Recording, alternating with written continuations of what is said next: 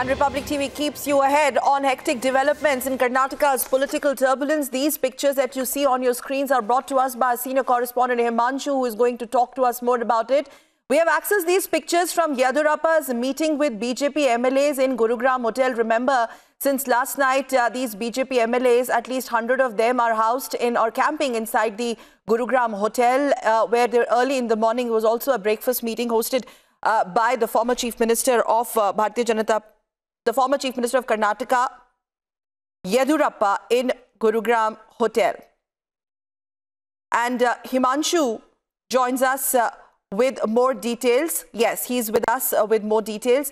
हिमांशु, क्या कुछ चल रहा है गुरुग्राम होटल में? और अब तो एक बात तय है कि कांग्रेस के लिए मुसीबतें यहां से और भी ज्यादा बढ़ती दिखाई दे रही हैं। जी बिल्कुल, कांग्रेस के लिए लगातार मुसीबत बढ़ती चली जा रही है।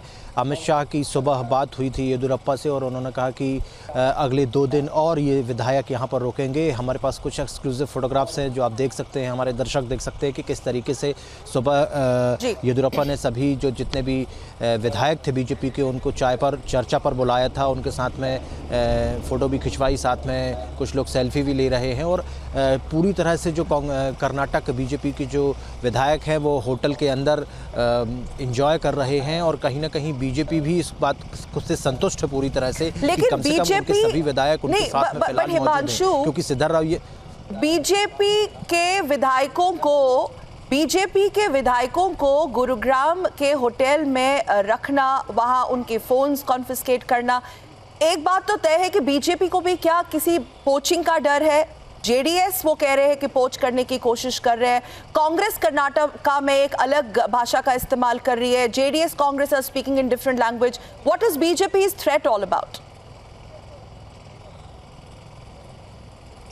देखिए, कल सिद्धारमैया हों चाहे वो जेडीएस के लोग हों, उनके बयान आए हुए थे, उनके ट्वीट्स हुए थे कि कहीं ना कहीं जो भारतीय जनता पार्टी के जो एमएलए हैं वो हमारे साथ कांटेक्ट में हैं, क्योंकि वो ये थ्रेट देना चाह रहे थे कि यदि हमारे एमएलएस के साथ में यदि वो कांटेक्ट करेंगे, यदि हमारे एमएलएस को हॉर्स ट्रेडिंग करेंगे तो हम भी उनके साथ में कर सकते हैं। तो एक डर बीजेपी को रहा है कि वो उसके विधायक भी कहीं छटक ना जाए। एक तो वैसे ही उनके पास में मैंडेट नहीं है, बहुमत के विधायक नहीं है, गिनती पूरी नहीं हो रही है, ऊपर से जो ऑलरेडी हैं वो कहीं छटक ना जाए। तो एक प्रिकॉशन के तौर पर बीजेपी ने गुड़गांव का ये होटल चुना है, आईटीसी ग्रैंड भारत।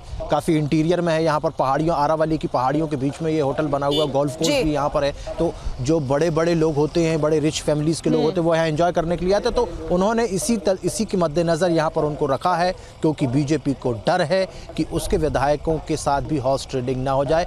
और दूसरी बात ये रही कि बीजेपी की आगे की स्ट्रेटेजी क्या होगी, वो स्ट्रेटेजी के चलते बीजेपी वहां पर Karnataka's politics back in focus. Thank you very much Himanshu for joining us. आगे बढ़ते और आइए नजर डालते हैं इस खबर से जुड़ी अन्य तमाम डेवलपमेंट्स पर।